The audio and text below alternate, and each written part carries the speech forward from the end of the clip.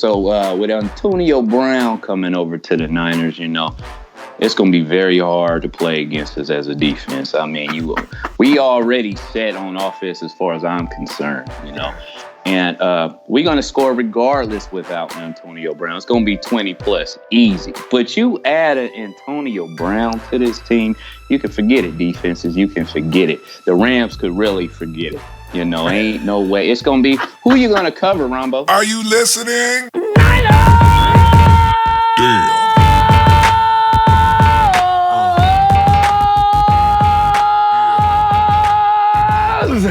Whoa. Ronbo Sports here, representing the Niner Empire organization worldwide. Hey, shout out. We've been getting calls from Germany. Luca, stop! Fam, as I always like to say, where 49er football just never ends. How you been doing lately? Fam, all this activity going on around us, around the NFL community, all affecting the 49ers. But Kyle and John are sitting there quietly, can't say a word.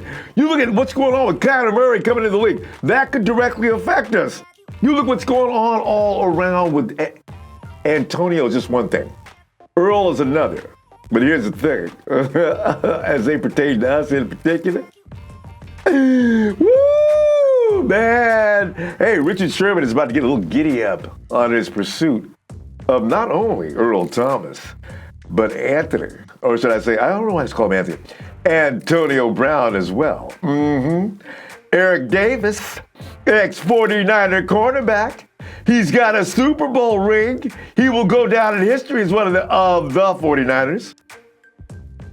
ED sent Rich a tweet. He says you need to get AB and Earl Thomas. Boy, we put it in that order. Earl Thomas and AB 8-4.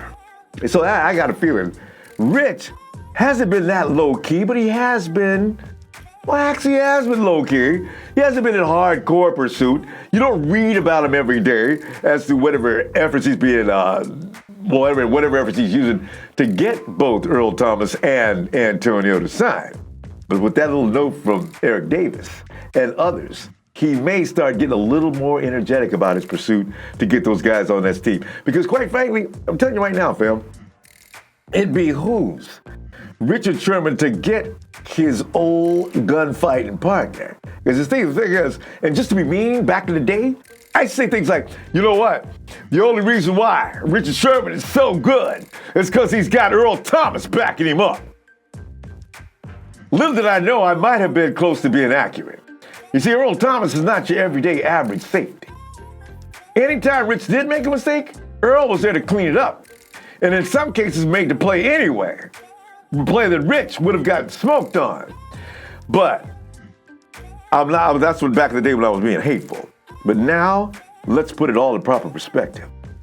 If Richard Sherman is together back there, I don't care how old they are, if you put those two back together, and by the way, talking about how old they are, Richard Sherman has healed a little further on the Achilles. So what normally takes a year, and he was in there a little bit early, and he was still playing pretty good, I've got a feeling Richard Sherman's going to be playing really good this year, and maybe look a lot more like what we're accustomed to from him. So now if he's got Earl Thomas backing him up, the human eraser of human erasers, that means you have a full crew of what used to be known as the Legion of Boom. So I want Earl on this team.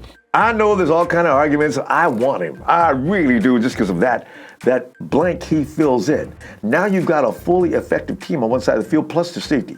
And I still say Akello is ready. He can erase any mistake Akello makes as well. You need Earl to make that secondary function better than it would. And now that quarterback's got to be, it's too late. Bam! See the same. One helps the other. You already know that. Now the Russ can get that quarterback due to the fact that he has no targets. No open targets. No open targets. What am I going to do? You're going to go down is what you're going to do. Because an AB, Rich has to know, the longer the offense is out on the field, the better anyway. When you add AB to an already potent offensive attack, Oh, God! So get them both. But you know what? It's not going to take a lot of persuading on AB because he already wants to come here anyway. So then you go, say, AB, Earl Thomas, Richard Sherman. This could be one of the best free agent pickups in the NFL. When you consider Richard Sherman back in full force, his boy Earl Thomas right backing him up like he used to back in the day. You got AB on the other side of the ball. Bam. That's a team that is ready to roll. And that's why I'm saying right now, I like our chances. Vegas likes our chances with these guys as well. Vegas is putting odds on the 49ers picking up, especially AB. Because you see, AB, it only makes sense because the Steelers don't want to be. People are saying things like, well, maybe because of this and that. No. Here's the thing. There's 3 teams involved. The Steelers are no longer involved. Now that AB has already made it clear that he's not want to be with the Steelers, stop with the jokes and everything else about Steelers are working on maybe bringing AB back. Yeah, no, they're not. In fact, AB squashed that completely by announcing just the other day, trade me now. So the Steelers could probably say, look, let's get done with this. I understand the Jets and the Raiders are the only other teams in this. It was a 4-way thing. It was 49ers, Steelers, Jets, Raiders. Take the Steelers out. Now you got 3 teams. Here's the thing. The Steelers are not going to want to put AB anywhere in the AFC. That's just the way it goes. If they release him, he goes to an AFC team like their conference. You don't want him in Cleveland and Cincinnati, and they will pick him up in a heartbeat. You know this, all right? So it's got to be the NFC. They don't want him in Oakland. They do not want him in the Jets. He will be in the NFC, and who's got the money to pay for him? Us! So Vegas says they've got the best odds. You can go place bets now. Can you imagine that? And I tell you something else, fam. And it's not going to take an arm and a leg, first-round pick or second-round pick. No. You see, the Steelers have all of a sudden got to deal with the Patriots because the Steelers have been sitting on top of the throne for how many years? They've had those 6 Lombardis, and now Tom Brady and his traveling crew of, I don't know how they do it, man. You know, we got to admit, right now, it hurts me to say it, right now, the New England Patriots are the greatest football franchise in NFL history. They've got 6 Lombardis. That dynasty has went on for how many years? It's been 10 years and it's not done yet. I know the arguments. I'm not going to get into all that, but the thing is what it statistically says. They have won 6 trophies. If they win one more, the Steelers now take a back seat and are back there with us, chasing the ring. And I mean that literally in every sense. Steelers they want to get back to the business of winning football. They want to get back to the business of actually a culture that is pointed toward the right direction. So if you got to deal with Le'Veon Bell and AB, it is what I believe is the reason why they failed so bad in the last 3 seasons. So the 49ers may have, I understand you can come in and start the bidding most likely with a 7th round pick. One analyst has already said that. The 49ers do not have to go 1-2.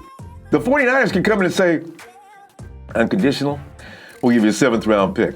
And even if they balk, all right, fine. Well, I tell you what, we'll give you guys a 3rd round pick. The 49ers, I don't think have a 4th round pick. So, yeah, we'll give you a 3rd round pick. The Steelers, if they're smart, they take that pick. If they balk, the 49ers could call their bluff on it and say, fine, guys, because you know what? We're going to be fine whether AB comes or not. We would just like to add AB to make it ridiculously easy. Because as I said, the Steelers don't want to be bothered with this anymore. They want to get back to winning football. So if they got to deal with Le'Veon, and I'm not even through with that yet, and they got to deal with AB both, they don't want to be bothered with this. They want to get back, cut their losses as if they've already have, and get back to playing winning football with no distractions.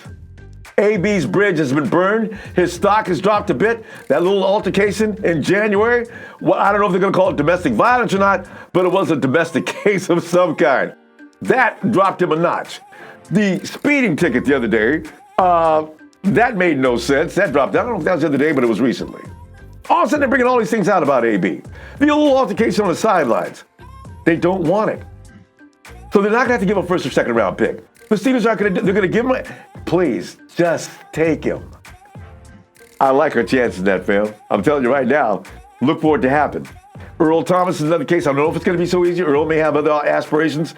He still wants to be a Dallas Cowboy. Everybody knows that. We also know that Dallas doesn't have any money, nothing extra. They've got too many people to sign that are more important than Earl Thomas.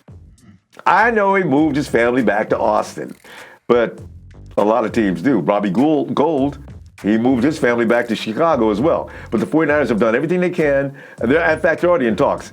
They're not going to let Robbie Gould leave. If anything else, they can franchise tag him, but they're not going to let him go. They're not stupid. I know, they're not. I would bet the farm that Robbie Gould will be a 49er next year. Earl Thomas, I feel pretty good about. AB, I feel real good about, knowing everything as it is right now. So there you go. We got it. Also, we got a little extra money. Gary Gilliam has been released. That's $5 million right there. I don't know about Malcolm Smith, because they can always draft a guy that can do just as well as Malcolm Smith. They've only got one really, you want to have that one veteran? I don't know, we got to wait for the days ahead. But anyway, that's the story right now. $5 million's already saved. We'll see what happens next. Hey, fam, I'm going to check out with you right now to find out what are you thinking about the state of the 49ers. Fam, I went and got Charles McCarver Jr. You see, Charles McCarver Jr. has his own channel, and he talks 49ers football too. You watch the screen, you can check him out all the time. And yes, I know what you're saying. Everybody says it. He goes through this every time. Tupac lives. All the time. I just every time. Do you know who you look like? I'm like, Wesley Snipes? I don't know. I've guessed a few times. Yeah. Yeah. Let me see. Who can it be? Yeah, no. You should go ahead and say, but Denzel? I know, Denzel. You'd be like, I didn't know Tupac was a Niner fan. I hear all that. So. I was getting ready to say, I bet you didn't know Tupac was a Niner fan. I didn't know either, but hey, he spent some time in the Bay, so he already know. Yeah, Tupac was he already knew. I'm sorry. Yeah, he's just a Cali dude, though. He just happened to live in Southern Cal. Hey, Lord said, no, it's Tupac. Wait a minute. Tupac is still Cal? No Cal. Wait a minute. He did spend time in the Bay Area, though. He wasn't both. Yeah, he grew up in Marin City. Yeah, that's what I'm saying. He spent some time in Oakland. Especially Oakland. Yeah. And had a problem with New York City and East Coast for a while, anyway. That was. What? Here we go. I'm drifting again. Anyway, let me get. Yeah, that's a whole different topic. That I know because it's so much fun to talk about that. But anyway, okay, the pick is coming up soon. Yeah. The number 2 pick again for the second time. Yeah, for 2 out of 3 years. Charles, man, this got to stop. 2 out of 3 years, the number 2 pick, it could be traded. Are we trading this time, or do you feel like it should be quality this time over quality? If it was up to me, Ronbo, I ain't trading a damn thing. I'm not. If it's up to me. If it's up to me, we ain't trading nothing. We gotta go after Nick Bosa, man. It's time to get to the quarterback and have him shivering in his cleats. You know what I'm saying? I want Nick Bosa. I don't want to trade nothing. Glad to hear that, because you know what? If we have to get a petition going on at some point to make sure that John Lynch does not do this, because that's a handful of picks. When you're number 2, you could strip another team butt naked trying to get some trade. Because you figure there's about 2 or 3 teams. Butt ass naked. Yeah, there's gonna be 2 or 3 teams say, John, come on, man, you gotta get up off that pick. I'm gonna give you this pick. I'm gonna give you this pick. I'm gonna give you next year's this. I'm gonna give you next year's that. I don't want it, man. John, I'm gonna give you a first-round pick next year if you let me have this. So it gets crazy. Yeah. What point does the man finally just crumble? All right.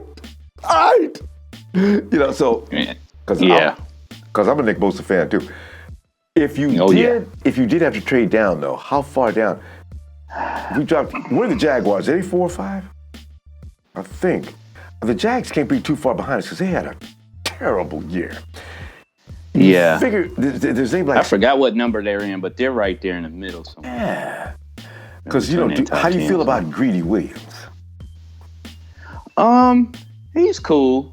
He's cool, man. And to be honest with you, man, he will work. I'm so much on the Nick Bosa. That's why I don't want to trade. I don't want to do nothing. I don't. I really don't. I'm on that Nick Bosa. And, of course, Josh Allen too. But, of course, Nick Bosa, he just fits, man. He comes right in. We don't have to worry about him. He'll play every down.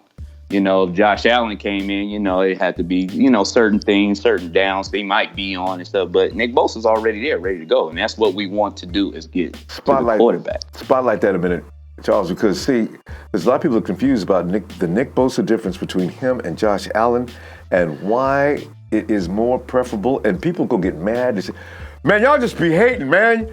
Josh Allen is the real deal. Okay, let us point out why the hand in the dirt over the man flying off the edge, standing up is the difference. I mean, there's a big difference. I mean, first of all, I guess the obvious is Nick Bosa, 4'3", Josh Allen, 3'4". Then you have, with the hand in the dirt, you're playing every down, almost every down. I mean, mostly every down if you're not, out of breath or something or hurt or anything. But Josh Allen, it would bring him in. He probably won't be rushing the quarterback every time. He probably won't be. But Nick Bosa will always be there. That quarterback will always have to keep an eye on Nick Bosa all the time. Even though Josh Allen coming in, they're going to have to keep an eye on him too because they don't know what he's going to be doing. But Nick Bosa, we don't have to work. We don't have to do too much with Nick Bosa. Then we got Chris. Yeah, Chris Kasurek is already there, and I'm pretty sure he's like, oh, yeah, bring him on. I can just plug him right on in. But Josh Allen, he doesn't play that position. So, but if we do end up getting Josh Allen, I'm pretty sure that, they'll figure something out. And I'll be happy as well.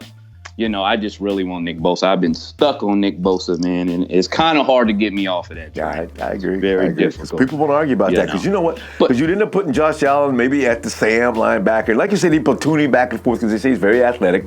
So you plug him in at the Sam, and then on passing downs, obvious pass. There's no such thing as an obvious passing down in the NFL no more.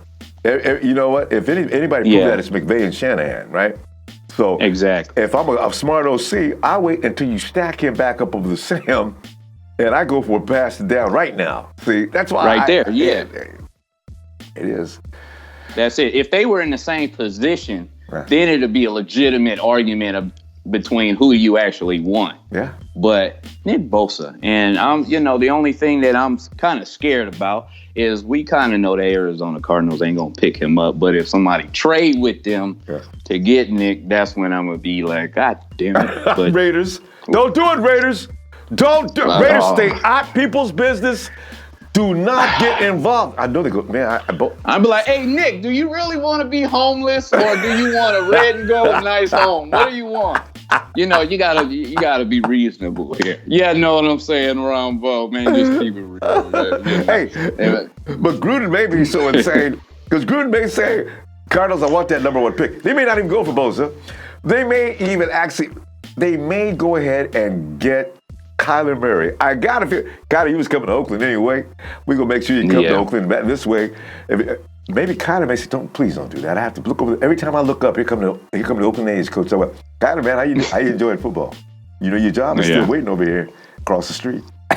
Exactly. So you never know what these teams are up to. But I can see Gruden trying to be sneaky like that because I'm sure somewhere in his gut, he's very disappointed that it was a stupid decision to get rid of Khalil Mack. So now he's trying to make up for that. So. He says he thinks he made it up by getting draft picks. And you know what? Honestly, tell you what, there's a lot of pass rushers in this draft. Gruden may be able to get away with this. So we just know what? You know what I want to do? Let's have as we used to say, a chronic moment. Let's talk about the Rams for a moment and why. Oh my God! And why they have now been exposed. And I'm telling you right now, Charles. Everybody in the league. What a waste of a season. What a waste. 13-3, and y'all ain't got Jimmy G. Next year you got Jared Goff. I like that. I like that. Wait, how we gonna exploit them? Pick out some ways, Charles, that you know that the Rams can be had. Man, the Rams, oh my God. Oh my God. I don't know where to start with this Rams team. I mean, I really want to start with the fans, but the Rams, they sat up here and spent all this money on these players, and they were supposed to dominate. They really were. They were supposed to. They had that record, but as far as I'm concerned, when you played the New Orleans Saints, you were supposed to dominate. And that wasn't domination at all. I mean, it got handed to you guys. So I knew you guys were a joke anyway, because I know Rams fans are watching this, you know. Hey, Rudy. We have to. What's up, Rudy? No, Code. It's Code WIR. Where is Rudy? Code WIR. Does Rudy still show up, pop up, I'm wondering about that because, me being part of the TTC, which is really not as much as it used to be. It used to be very exciting to be part of. But the problem is people keep running off. And we had this Rams fan, had the biggest mouth this season. Can't nobody fight him. We looking for some crow. We looking for all that. He disappeared. Of course. Can't take it. Can't handle it. Rams fans are so fake. It's ridiculous, man. In that Super Bowl, even though it was boring, it was exciting to see that they got whooped with only 3 points. And it just shows the people that they didn't deserve to be there. In the first place. So, going forward, talking about what I think Rudy was putting his name, Sean McVay owns Santa Clara or something like that, or whoever been saying Jared that. Goff, okay. Jared Goff owns the Santa Clara Empire. What a joke. Yeah. That's a joke. Guess who owns the Rams now? And I could say that now. Here's the thing. Jared Goff, you see, he is a system quarterback. Let's establish that right now. He does not know how to, when it's time to compensate or come up with a sudden thought process that's going to get you out of a situation, those things that elite quarterbacks do, he doesn't have it. That has been exposed now. This is why I know we will beat the Rams next season. And I'm telling you right now, I'm calling it right now. If we have a healthy team, and I think we will, the sports medicine people are going to make sure we do, I got a feeling that's going to work. It's going to be fun to play the Rams next year. They got a couple of free agents, so they got that actually forces turnovers, because 49ers have a lot of problems with turnovers. Is that Joyner? Anyway, they got some people that can't pay this year. So we may be able to pick up a couple of free agents from that team. And I'm thinking, you weaken your opponent, it helps the 49ers at the same time, because we do have a vacancy possibly. And I'm wondering how they're going to treat that situation.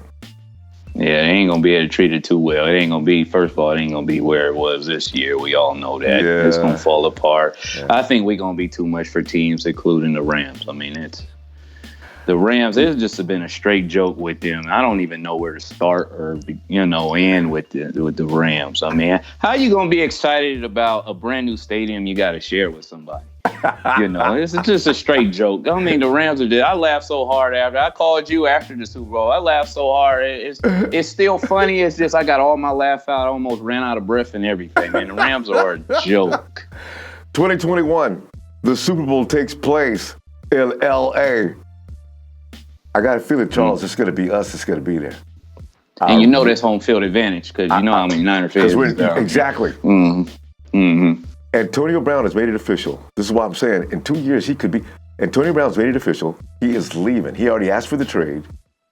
Do you think the 49ers win that battle? Do you think if Antonio Brown is running out with Marquise, Dante, George, is it possible to even begin to think about stopping that offense?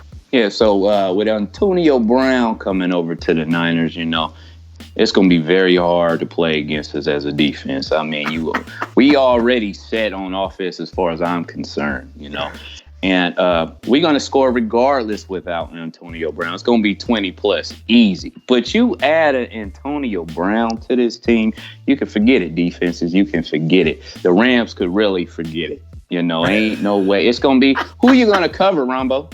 Who you going to cover? You got George Kittle, you got Antonio Brown. Now you got a angry Jerick McKinnon coming back. You got a Jimmy Garoppolo who really wants to show off now because of, with Nick Mullins being there. So Dante, I mean, where that's what I'm saying. Look at the lineups. What if I could run speed on these guys? I put Marquise on one flank. I put him on the flank. I put Antonio anywhere he wants to be. I put Dante in the slot. I put George wherever George wants to be. I put Jerick in the backfield or any other place. Because I have 3 or 4 different places you can put Jerick. There is no defense on the planet can cover that kind of speed. And if they know Kyle's system, like they probably all will next year, Antonio's going to be a little while catching up, but everybody else knows, like you said, even if Antonio's not there, this is going to be a tough offense to discover. And just like you said, if they know Kyle Shanahan offense, that's all right, but somebody is still open. I don't care. Every time. Yeah. Now, real quick though, but do you think Antonio Brown's actually going to come over here? Throughout all the little stuff we heard, I mean, I know he wants to come, but I think about what John Lynch thinks about. I mean, little ouchies with the police driving out to the house. I know, because you're probably not gonna get as much yards as you usually get because everybody's getting the ball. So you already got to be okay with that, Antonio Brown. First of all, Yeah. So, but it will work. I know it's gonna be an advantage if he comes over here. You're right, though. They have to get an understanding, though. Antonio, it's like everybody's, we need a number one receiver. Kyle's system don't work like that. Kyle picks on the weakest link on the defense.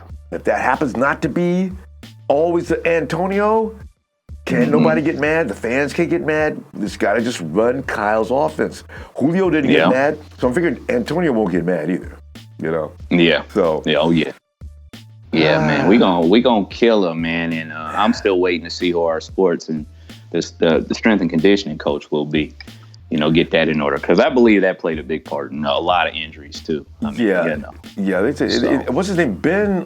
I forget his name, but anyway, Ben Peterson. Apparently, he came over from the Philadelphia Flyers. He's going to be the head of the whole program. I don't know who's going to have an assistant with him. So this is going to be. They've got it thought out. Ben, I guess he came in and gave a whole dissertation as to why this works, and this worked. The percentages of injuries to the Flyers, we kept that down to a minimum. Yeah, they got this all planned out. 49ers spent a lot of time on this project. They says, you know what? We interviewed 50,000 dudes. Dude, we like what you're talking about, and we notice that Steph Curry's out there splashing them threes down a little more than he has been the last 2 years. So we like sports medicine. So yeah. Oh yeah, man. Hey, I'm excited, man, for this season. I mean, God, it's like you said, this offseason is fun. It's another offseason where we don't have to, talk about Jed York being at the podium. We tried. It's just like radio stations. We tried 102 point Jim Tom Sula. That wasn't a good radio. Then we tried 103 point Chip Kelly. Yeah. That was whack. And now we came across this, hey, it's kind of slapping a little bit. I kind of jammed to this. And now this radio station's ready to pop. Tell you. You know what I'm saying? You know what I'm saying? And not 95 points, but 99. There you go. Woo! Heck yeah, man. I'm excited, man. I do like DK Metcalf, though. If the 49ers can pick up that monster, boy, I tell you. He doesn't run a lot of routes. Kyle likes for you to run routes. His speed is pretty good, though, and Kyle likes speed. You have that. What do you think?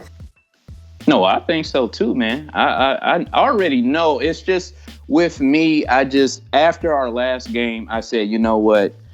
Defense, because I'm already. If we were kind of like hurting on offense, then I'd be like overall. But I'm just on defense, man. I'm just straight up. I agree. Defense. I agree. And any moves that's going to be made on offense, I'm pretty sure it's going to be added. Just an addition to, because the offense ain't going to struggle. So right. That's Kyle Shanahan. Yeah. No. DeForest just needs somebody next to him to make people crazy, make it can't double team. Because if you double team Buckner, I guess he's DeForest. Lick now. What? Really? Mm-hmm. It's gonna be crazy, man. I can already see it. And DeForest Buckner just alone, this is his year. I believe this is his year to bust out with Chris Kasurek there. It's gonna give him that extra edge. I'm curious to see what he's gonna do with Solomon Thomas. That's what I want to see. Chris is doing. He's watching a film. He's getting an evaluation ready now to go ahead and show Robert Saleh and everybody else. Okay, here's what I got, and here's what we can do with him, and to make it the most effective. Or they're going to say, listen, there's nothing I can do with this kid. I think we should probably think about moving him. It's going to be some decisions going to be made because they're serious about Solomon Thomas. You can't go into year 3 with a whole lot of questions about this guy. So you're right. That's true. Yeah, but I'm excited, man. You already know, man. People might say, hey, we going to the playoffs or we going to the Super Bowl. One thing I will say this season, I'm going to go ahead and say it now. We will be over 500. Yes. Yeah, I could say that. That's competitive. And wherever that leads us to, that's where we supposed to be. So, there you go. Bada bing, bada boom. All right. There you go. He's been hanging out with Jimmy G and family. You know what I'm saying? You know what I'm saying. All right. Tell you what, y'all. Appreciate you, fam. Tell you what, we're going to go ahead and check out, and I'm going to give you the 3-2-1 because you got that touchdown, and we just went, like you said, we're already at 9-7, so we can't go 8-8. So there you go. Charles says we're going to break over 500. There you go. It's going to be way more than that. Like 3, 2, 1.